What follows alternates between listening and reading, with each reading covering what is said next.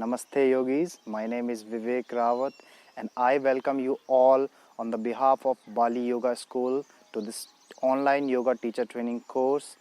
I'm your Ashtanga teacher and we are going to be discussing about the alignment and the structure of the postures. I hope you will enjoy this course. Namaste. Namaste everybody.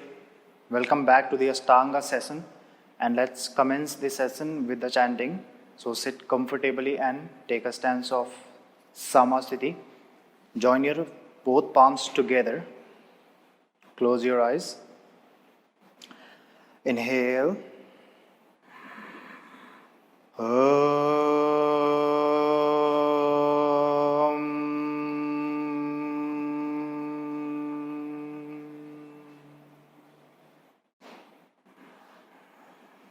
Vande Gurunam Charanaravindeya Sandarsita Swatma Sukhavabodhe Nisreyase Janglikayamare Samsara Hala Hala Mohshantye Abahu Purushakaram Sankhchakra Siddharinam Sahasrisir Samsvetam Pranimamem Patanjalim. Start rubbing your palms. Gently place your palms on your eyes. Slowly release your palms down. Very softly open your both eyes. So now in this video session, we are moving forward to the inversion, to the challenging inversions, or should I say to the challenging versions of the headstand. Now this is the last string of the postures before finishing sequence.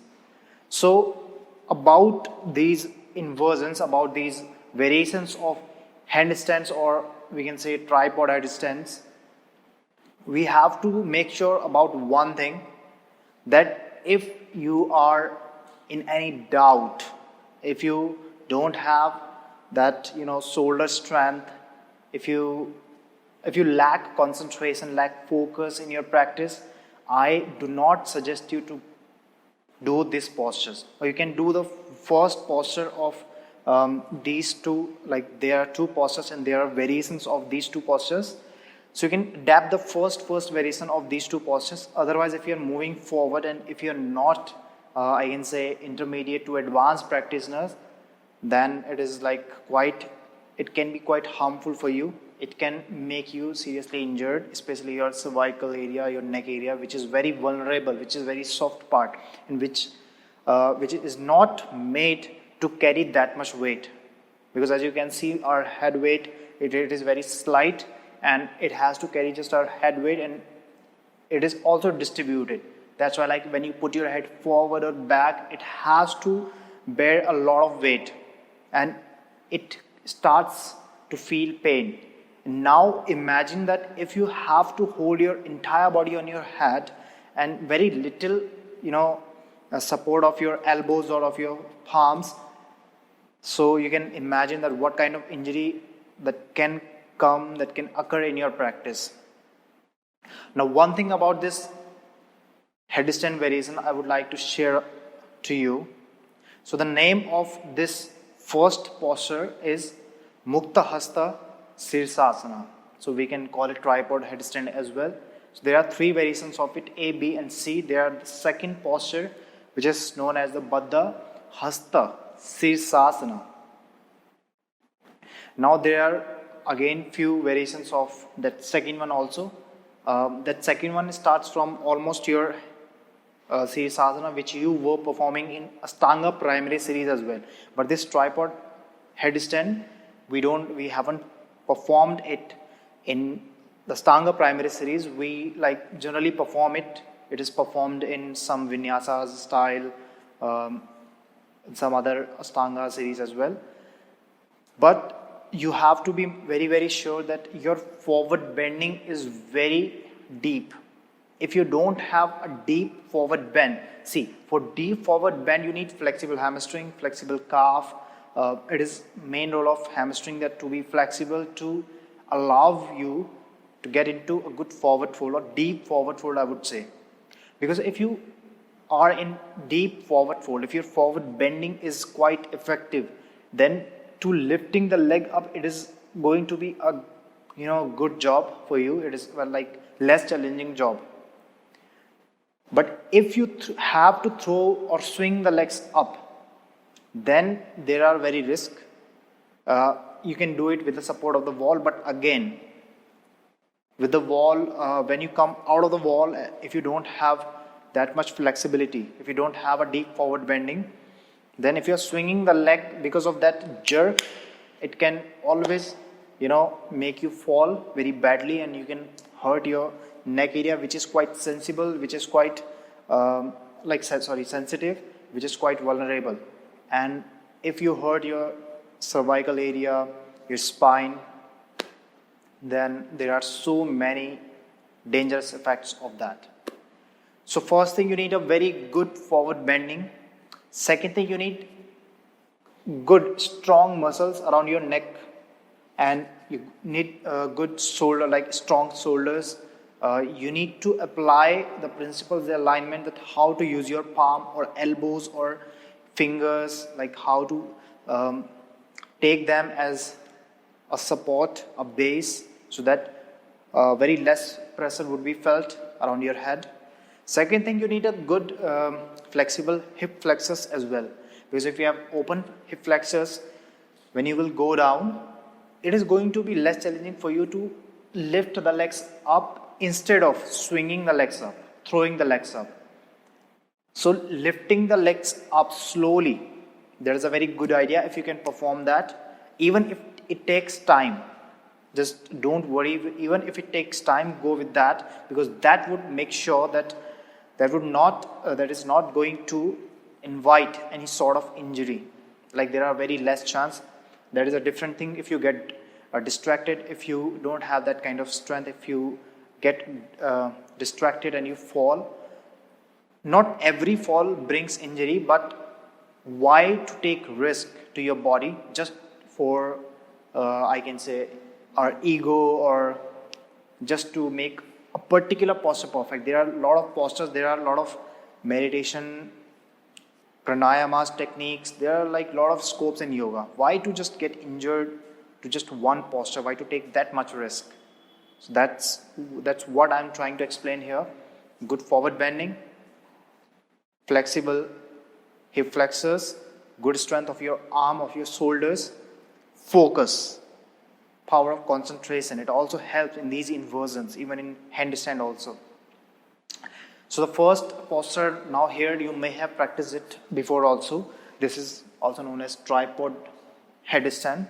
For this, firstly you can adjust a cushion underneath your head, or a towel, double folded towel or a blanket as well, so that the hardness, the firmness would not be felt when you will put your head directly on the mat. So placing it over the cushion or any kind of blanket to make it easy, and then placing your palms down. So make sure that your elbows are creating 90-degree angle when you are into the posture. Your forearms are perpendicular to the ground and upper arms are parallel to the ground. And you are also taking some weight through your palms, otherwise your entire weight would be shifted to your head. So this is, you can take as a preparation of other two forms, variations. So now here, firstly you can adjust the top of the head down, and then you can lift the hips up. So you can see me, firstly I'm showing you firstly, slowly, and then I'll try to explain it.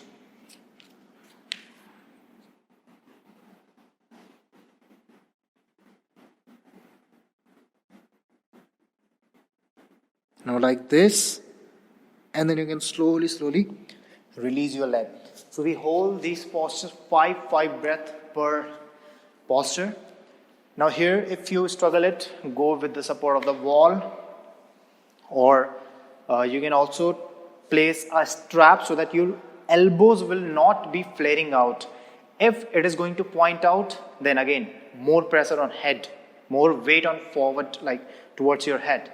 But you want to hold your weight on your palms, on your arms also. So this is the first posture, and keeping your legs also engaged, keeping your feet neutral as in Samasthiti. Keep your front thigh muscles engaged, core engaged, and focus. You can keep your focus at your tip of the nose or any kind of object which is just in front of your eyesight during that posture. And then you can release your legs one by one, dropping your one foot down. So in that way you can perform the first posture. Now the second and third posture, again I'm saying you have to be very, very careful. Just try to observe your body. Okay, so I'm going to demonstrate the posture so you can see me firstly. So firstly you can keep your palms on the floor or back of the palms on the floor, and then you'll adjust your top of the head down over the cushion again, over the blanket or over the towel again, once again, so that the softness would allow you to not bear so much weight, so much firmness, so that you would not be uncomfortable in the posture. That is a very important factor here.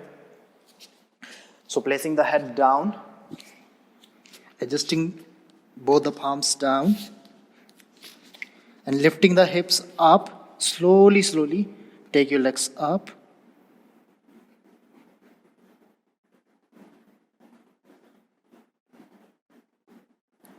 And then you can drop your legs down after 5 breaths.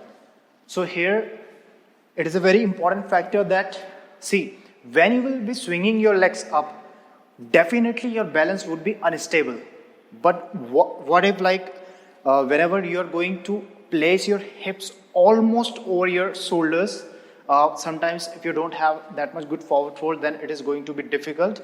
But when you lift your heels up, it is a bit easy, and your hips will not be entirely over your shoulders. But from there on, you will use your core strength, your hip strength, and then you will lift your legs up.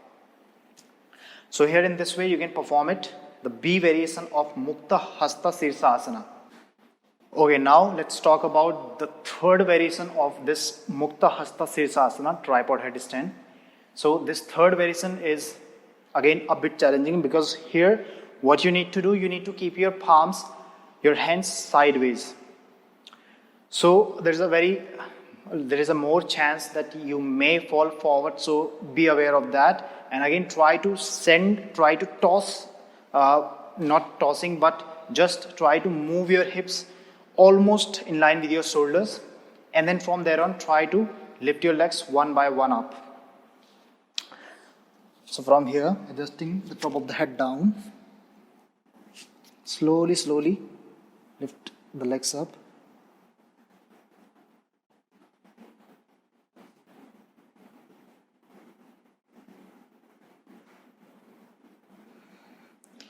And then drop your legs down. So here you can perform it in this way. If you want to straighten your arms sideways, you can do it with your concentration and focus. If you don't feel that okay, it's okay, you can bend your both elbows. In this way you can perform the 3 of these variations of tripod headstand. So now let's move ahead to the second one, headstand of the variation of headstand, Baddha Hasta Sirsasana. How it's going to be performed. So firstly, the first posture you will perform after following the half vinyasa. So there is a half vinyasa before and after every variation. So now for variation A, you will again lock your fingers and place your head down and lift your legs one by one up. And then as you exhale, you will release your leg down. So you will spend 5 breaths in each of the variation, again half vinyasa. Then you will move ahead to the B variation.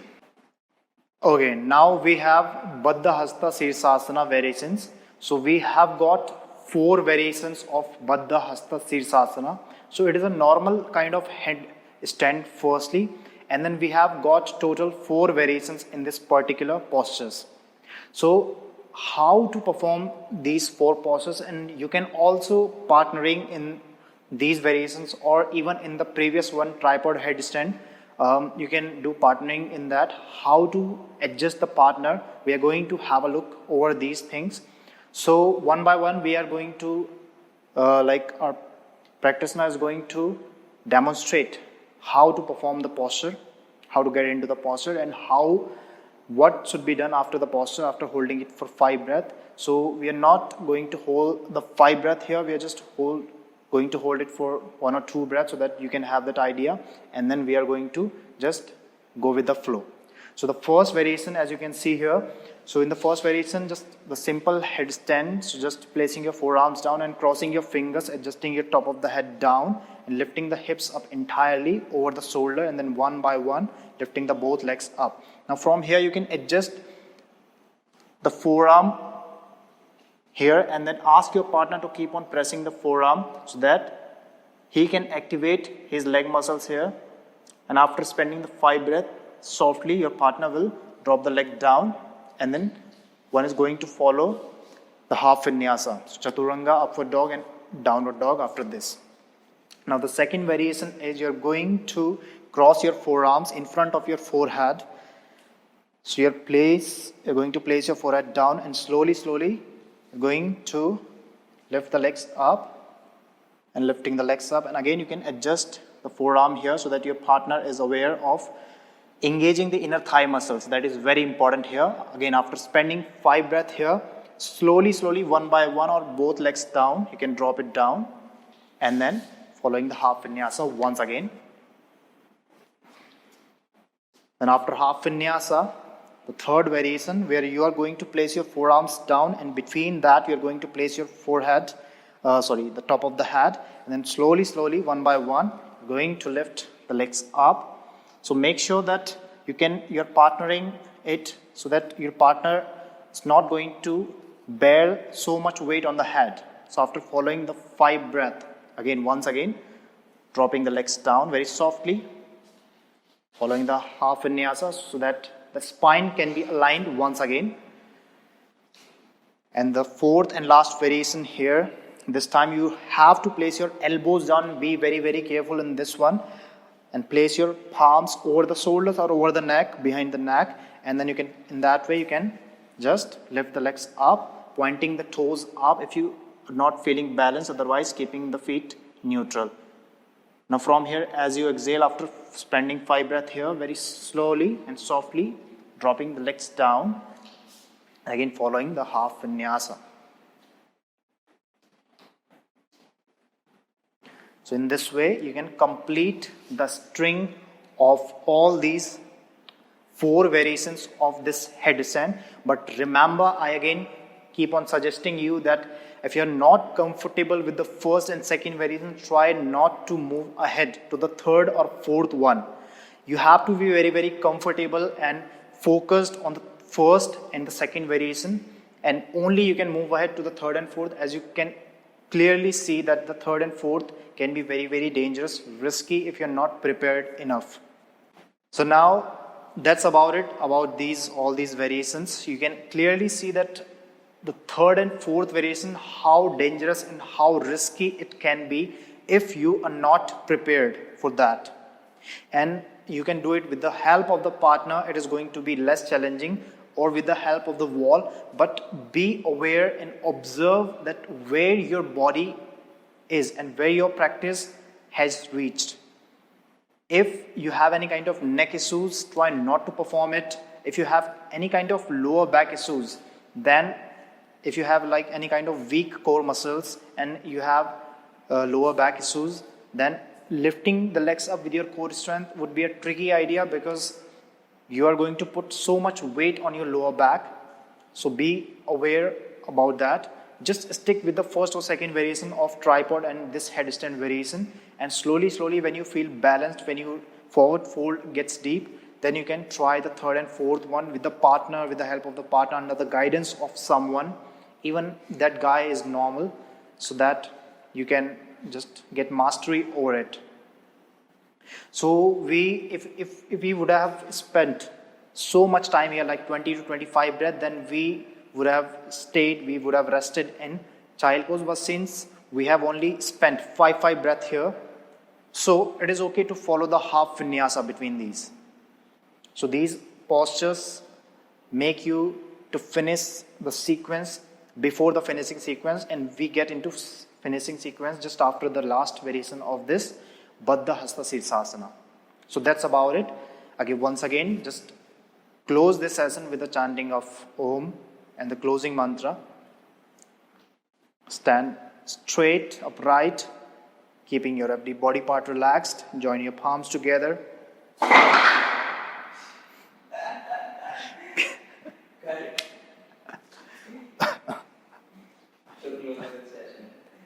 Okay, now let's close the session. So stand erect, keeping your spine straight. Join your both palms together, gently keeping your eyes closed. Inhale.